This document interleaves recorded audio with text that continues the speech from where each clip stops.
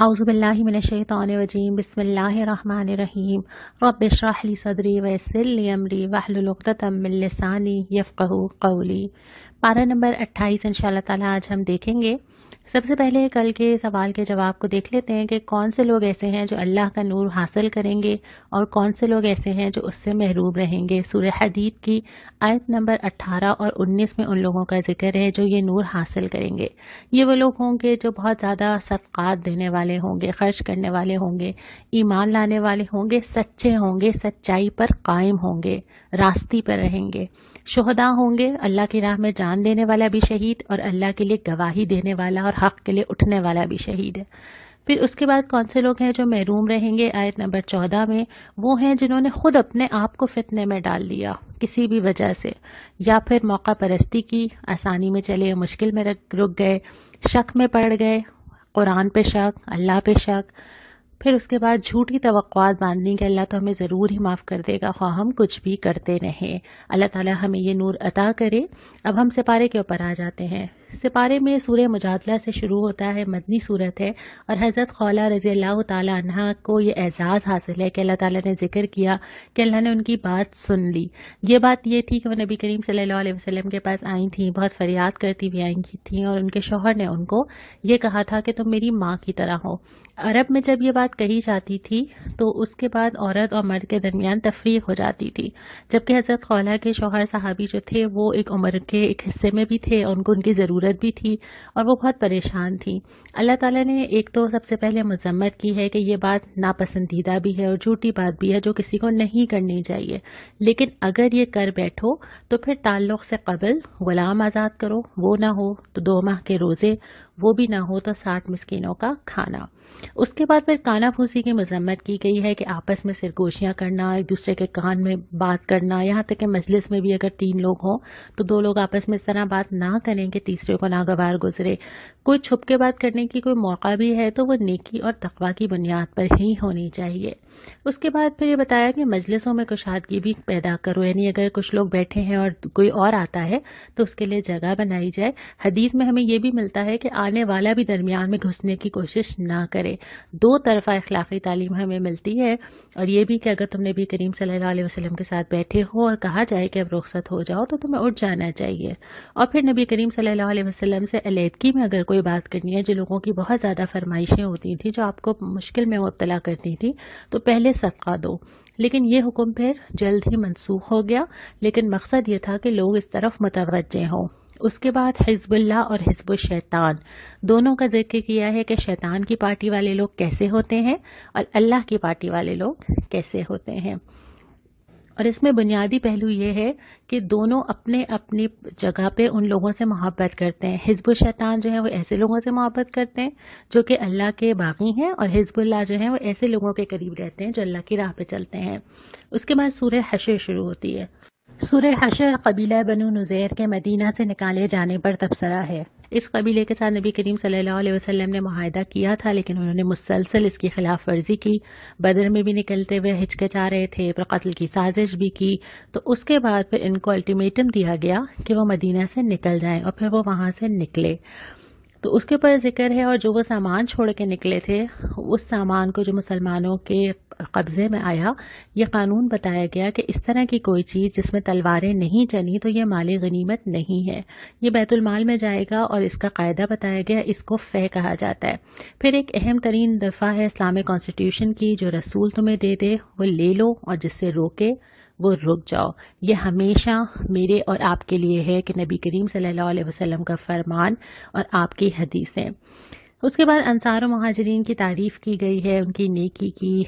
मुहाजिरीन ने किस तरह अपने घर बार छोड़े और अंसार ने किस तरह उनसे चीज़ें शेयर की, और इसी का जिक्र करते हुए फरमाया कि फ़लाह या कामयाबी इसी में है कि इंसान दिल की तंगी से बच जाए। उसके बाद मुनाफिकीन की दोरंगी का जिक्र करके अहले ईमान को मुखातिब किया गया है कि देखो अल्लाह का खौफ इख्तियार करो, और ये ज़रूर तो देखो कि कल के लिए तुमने क्या तैयारी की है, अल्लाह को भूल ना जाना। اس کے بعد قرآن کی عظمت کا ذکر ہے کہ پہاڑ پہ بھی اگر اتارا جاتا تو اس کی ہیبت سے ریزہ ریزہ ہو جاتا. یہ ذمہ داری آج تمہارے پاس ہے. اتنی اہم ترین عظمت والی چیز. اور اس کے بعد اللہ تعالیٰ کے اسماء الحسنی ہے. ہر صفت ایک وسیع مفہوم رکھتی ہے، اور ہر صفت انسان کو سمجھ آ جائے تو اس کی زندگی بدل جاتی ہے. اس کے بعد سورہ ممتحنہ شروع ہوتی ہے، جو مدنی صورت ہے. شروع میں ہی فرمایا کہ اللہ تعالیٰ کے دشمن تمہارے دوست ہو ہی سکتے. انسان انہی لوگوں کے ساتھ جڑتا ہے جن کے اور اس کے خیالات ملتے جلتے ہوں نا. یہ کیسے ہو سکتا ہے کہ محبت اللہ تعالیٰ سے دوست اللہ تعالیٰ کے دشمن؟ میں تو اپنی ذاتی زندگی میں بھی میرے بچوں کے دشمن میرے دشمن، میرے والدین کے دشمن میرے دشمن. میری تو محبتوں سے طے ہوتا ہے کہ میں نے دوستیاں کس سے رکھنی ہے.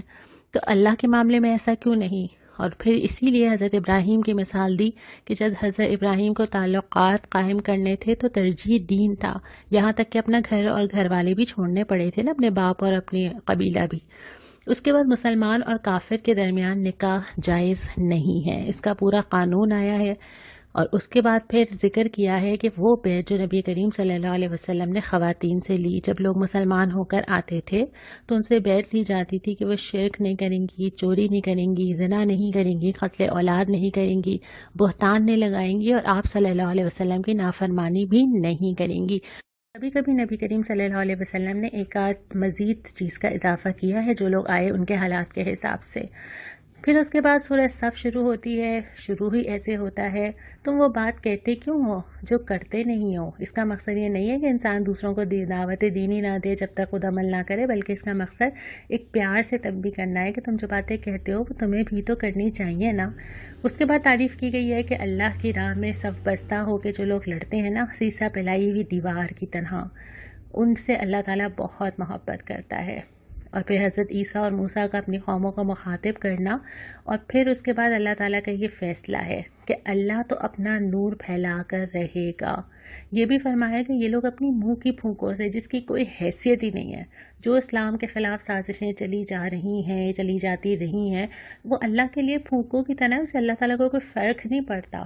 اللہ نے اگر اپنا نور پھیلانا ہے تو وہ پھیلا کر رہے گا، کسی کو کتنا ہی ناگوار ہو، کیونکہ اللہ تعالیٰ نے اپنا رسول اس دین کو بھیجا. کس لیے بھیجا ہے؟ گھروں میں رکھنے کے لیے نہیں بھیجا ہے. یہ سسٹم ہے اور اس کو نافذ ہونا ہے، اور اللہ تعالیٰ نے بھیجا ہی غالب ہونے کے لیے ہے. اس کے بعد فرمایا کہ میں تمہیں ایک ایسی تجارت بتا دوں، انویسٹمنٹ. ہمیں انویسٹمنٹ کا بڑا شوق ہوتا ہے نا، ہمیں پتہ چل جائے کہاں انویسٹمنٹ کی جائے، کہاں زیادہ فائدہ ہے، سیونگ کیسے کی جائے. اللہ تعالیٰ فرماتے ہیں کہ میں بتاتا ہوں تمہیں. وہ کیا ہے کہ ایمان اور جہاد، جد و جہد، ان دو چیزوں کو پکڑ لو. اور اس کے بعد مخاطب ہو کے کہا ہے کونوا انصار اللہ، اللہ کے مددگار ہو جاؤ. ہماری کیا حیثیت ہے کہ ہم اللہ کی مدد کریں؟ یہ تو اللہ تعالیٰ کی قدردانی ہے کہ وہ مددگار اسے کہتا ہے جو اللہ کی دین کی مدد کرتا ہے.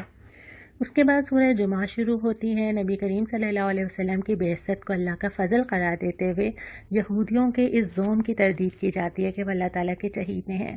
اور اس کے بعد پھر جمعے کی نماز کی اہمیت آ جاتی ہے. پہلے یہ کہ جب اذان ہو جائے تو نماز کے لیے تیاری شروع کر دی جائے، کاروبار بند کر دیا جائے. نماز ختم ہو جائے تو بے شک تم کاروبار کرو، زمین میں جاؤ، اللہ کا فضل تلاش کرو. یہ واضح رہے کہ اللہ تعالیٰ نے جمعے کی چھٹی نہیں دی ہے.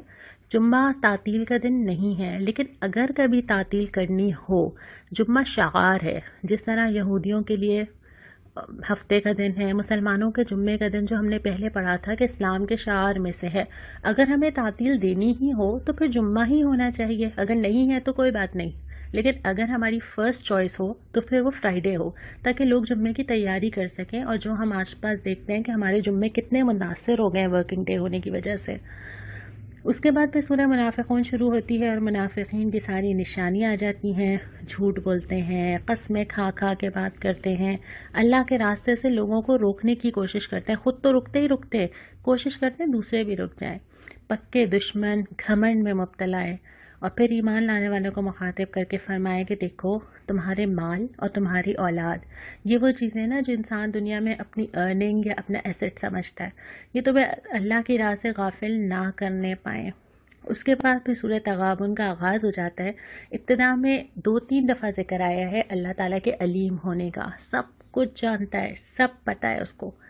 اور پھر یہ کہ تغابن کا ایک دن ہوگا. تغابن اس دن کو کہتے ہیں جس میں تجارت، ڈیلنگ، لین دین، کچھ دو اور کچھ لو، یہ والے معاملات ہو رہے ہوں تو قیامت کے دن کو تغابن کا دن کہا جا رہا ہے. کیونکہ انسان اس وقت یہی ہو رہا ہوگا کہ اس کی نیکیاں میرے پاس آ جائیں، میرے گناہ اس کے پاس چلے جائیں، اور انسان ایک مسلسل اس کیفیت کے اندر ہوگا. پھر دوبارہ ذکر کیا کہ دیکھو مال و اولاد تو آزمائش ہے، اس آزمائش میں سرخرو ہونا ہے، اس کے حوالے نہیں ہو جانا. اور پھر ذکر آیا ہے کچھ چیزیں تم دو، کچھ چیزیں واپس ملیں گی. تم کیا دو گے؟ اللہ کا تقوی اختیار کرو گے، اللہ کے لائے ہوئے دین کی اطاعت کرو گے، اپنے مال اللہ تعالیٰ کے لیے خرچ کرو گے، اپنے دل کو تنگی سے بچاؤ گے، قرض حسن دو گے اللہ تعالیٰ کو، بہترین قرض. واپس کیا ملے گا؟ ایک تو اللہ تعالیٰ یہ قرض حسن بڑھا چڑھا کے واپس کرے گا، کامیابی تمہیں آخرت کی دے گا، تمہارے قصور معاف کر دے گا اور تمہاری بہت زیادہ قدردانی کرے گا. اس کے بعد سورہ طلاق آ جاتی ہے. طلاق کے احکام آتے ہیں. ابتدا ایسے ہوتی ہے کہ طلاق دیتے ہوئے عدت کا لحاظ رکھا جائے.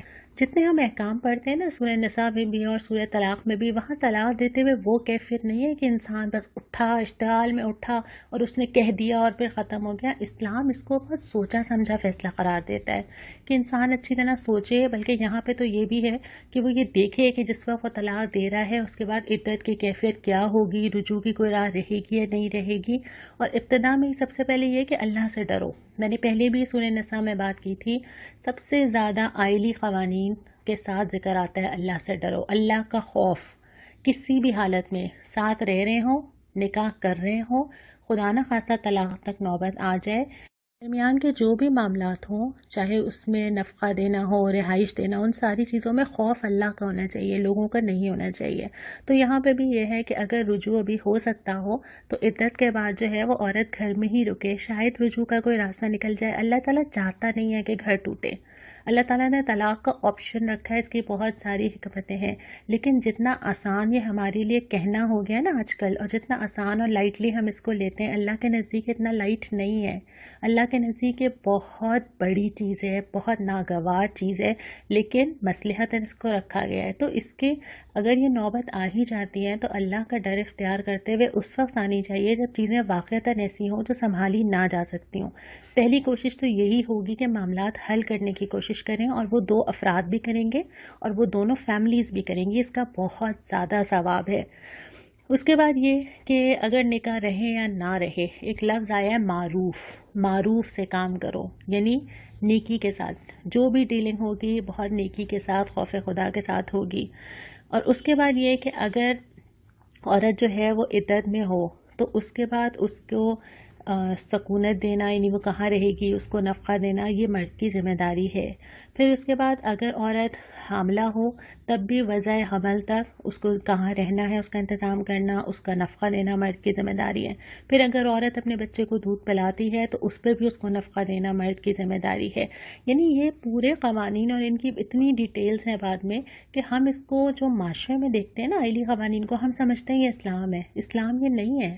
اسلام بہت زیادہ دونوں کو تاکید کرنے والا، احسان کرنے والا، بڑھ کے حق دینے والا، خوش اسلوبی سے معاملات طے کرنے کی تلقین کرتا ہے. تبھی پھر فرمایا کہ یہ نصیحت اور صاف صاف ہدایات ہیں جو ہم تمہیں دے رہے ہیں.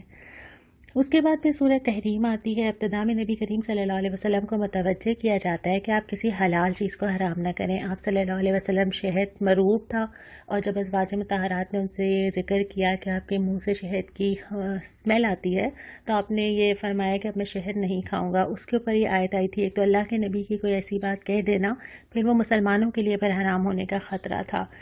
پھر ازواج نبی کو متنبہ کیا گیا ہے کہ دو نے آپس میں نبی کریم صلی اللہ علیہ وسلم کا ایک راز افشا کر دیا تھا، اس پہ تنبیہ کی گئی.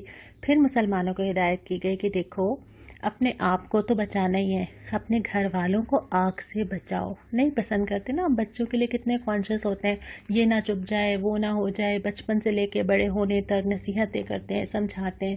تو زیادہ جو میٹر کرتا ہے وہ یہ کہ وہ آگ سے بچ جائے.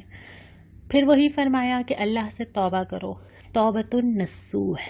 اور اس کے بعد یہ تو آپ مجھے بتائیں گے، کفار و منافقین سے سختی سے پیش آنے کی ہدایت کی ہے. اور پھر خواتین کی مثال دی ہے. یہ خواتین 4 مثالیں یہاں پر آئی ہیں، اور یہ 2 نام، نوح کی بیوی اور لوط کی بیوی. ان دونوں کے ہسبینڈز شوہر نبی ہیں، لیکن ان کے کام نہیں آیا. بس اس کا مطلب یہ ہوا کہ مردوں کا دین مردوں کے کام آئے گا، عورتوں کا دین ان کے اپنے کام آئے گا. یعنی آپ کے گھر کے لوگ کتنے ہی نیک ہوں، آپ کے شوہر کتنے ہی عبادت گزار ہوں، کتنا ہی انفاق کرتے ہوں، ان کا رجسٹر الگ بن رہا ہے اور میرا رجسٹر الگ بن رہا ہے. ان کی نیکی کے سائے میں نہیں جنت میں چلی جاؤں گی، میرے اپنے معاملات الگ طے ہو رہے ہیں. تو یہ دونوں باوجود اس کے کہ وہ نبیوں کے گھر میں تھیں، تو آپ کے کسی سے بھی رشتہ ہونا یا آپ کے آباء و اجداد میں باپ دادا شوہر بچوں میں سے کسی کا بہت ہی نیک ہونا آپ کی جنت کی ضمانت نہیں بن سکتا. اپنا اعمال نامہ اپنا ہی ہوگا. دوسری پھر اگلی مثال آتی ہے، پہلے حضرت مریم علیہ السلام کی آتی ہے کہ کیسی کیسی آزمائش سے اللہ تعالیٰ نے گزارا، ینگ ایج میں گزارا اور کیسے وہ استقامت کے ساتھ اس سے گزری. اور دوسری آتی ہے فرعون کی بیوی کے، کتنے عذرات ہو سکتے تھے نا، کتنے آرام سے کہا جا سکتا تھا میرے تو حالات اتنے سخت ہیں، میرے تو شوہر اجازت نہیں دیتے، میرے گھر میں تو یہ کیفیت ہی نہیں ہے، میں کیسے دین پہ چل سکتی ہوں. بہت اچھا کیس بن سکتا تھا نا. انہوں نے اسی میں سے راہ نکالی اور ایسی نکالی کہ آج اللہ تعالیٰ نے قرآن میں ذکر رکھ دیا کہ کئی 100 سال بعد بھی مسلمان پڑھتے رہیں اور رشک کرتے رہیں. تو میرے اور آپ کے پاس کیا ریزنز ہیں، ہمارے پاس کیا وجہ ہو سکتی ہے کہ جب ہم اللہ تعالیٰ کے پاس جائیں تو ہم اللہ تعالیٰ سے کیا کہیں گے کہ اللہ تعالیٰ اتنی پرابلمس تھیں زندگی میں، کیا بتائیں گے؟ دنیا بہت تھی، بہت کام کرنے پڑتے تھے گھر میں، بہت مصروفیات پھیلی ہوئی تھیں، بہت کچھ جانا ہوتا تھا لانا ہوتا تھا، بہت ملنا ہوتا تھا. یہ ریزنز ہوں گے ہمارے پاس. ہو سکتا ہے اگر میں ٹھیک کہہ رہی ہوں کہ کیا ہمارے پاس یہ ریزنز ہوں گے کہ ہمارے گھر والے ہمیں اسلام کا نام لینے پہ مارتے تھے، ہمیں گھر سے نکال دیا گیا تھا، ہمیں اتنا مارا گیا تھا کہ ہمارے جسم سے خون نکل آیا تھا، یا ہمارا نان نفقہ روک دیا گیا تھا. کیا ریزنز ہے؟ واقعی ایسے حالات فیس کر رہے ہیں ہم؟ نہیں کر رہے ہیں نا. بات یہ ہے کہ اپنے دل کو منانا ہوتا ہے. جب انسان اپنے آپ کو راضی کر لیتا ہے نا کسی بھی چیز کے لیے، پھر وہ ایسے ایسے راہیں نکالتا ہے، خود ہی اپنا کیس تیار کرتا ہے، خود ہی اس کو پتا ہوتا ہے کہ میں نے کیا چیز کیسے کرنی ہے، ٹائم ٹیبل بھی آگے پیچھے ہو جاتا ہے، وقت بھی نکال لیا جاتا ہے، ترجیحات بھی طے ہو جاتی ہیں. تو بہت ساری چیزیں ایسی ہوتی ہیں جس میں ہم سمجھ رہے ہوتے ہیں کہ ہم دوسروں کی وجہ سے نہیں بڑھ پا رہے، اصل میں ہم خود ہی اس کی سب سے بڑی وجہ ہوتے ہیں. اس کے بعد پھر میں آپ سے آج کا سوال کر لیتی ہوں. آج کا سوال یہ ہے کہ سورہ تحریم کی آیت نمبر 8 میں توبۃ النصوح کا ذکر ہے. کیا ہوتی ہے یہ توبۃ النصوح؟ یہ آپ مجھے انشاءاللہ تعالی آج لکھ کے بھیجیں گے. آج کے سے بارے میں 2 دعائیں آئی ہیں سورہ حشر میں اور سورہ ممتحنہ میں. سورہ حشر کی دعا میں آپ کے سامنے پڑھ لیتی ہوں، اور وہ دعا یہ ہے: ربنا اغفر لنا ولاخواننا الذین سبقونا بالایمان ولا تجعل فی قلوبنا غلا للذین آمنوا ربنا انک رؤوف رحیم. اے ہمارے رب، ہمیں اور ہمارے ان سب بھائیوں کو بخش دے جو ہم سے پہلے ایمان لائے ہیں، ہمارے دلوں میں اہل ایمان کے لیے کوئی بغض نہ رکھ. اے ہمارے رب، تو بڑا مہربان اور رحیم ہے. یہ دعا اللہ تعالیٰ نے سکھائی ہے کہ انسان صرف اپنے لیے نہ مانگے، سب کے لیے مانگے. اور آپ سب بھی، میرے لیے، میں آپ کے لیے اور تمام سننے والوں کے لیے جتنے لوگ اس خلاصہ قرآن سے کنیکٹڈ ہیں، ہم سب ایک دوسرے کے لیے دعا مانگیں کہ اللہ تعالیٰ ہم سب کو بخش دے. اور ایک اہم حصہ یہ ہے کہ اے اللہ ہمارے دل میں بغض نہ رکھ. یہ اللہ کی مدد کے بغیر نہیں ہو سکتا.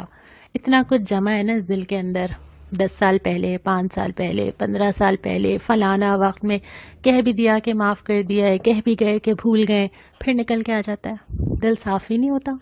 تو اس دل کی صفائی کے لیے کوشش تو کرنی ہی ہے. اللہ نے سکھایا ہے، اللہ سے مدد بھی مانگنی ہے. اللہ تعالی ہم سب کی دعائیں ایک دوسرے کے حق میں قبول کرے. السلام علیکم ورحمۃ اللہ.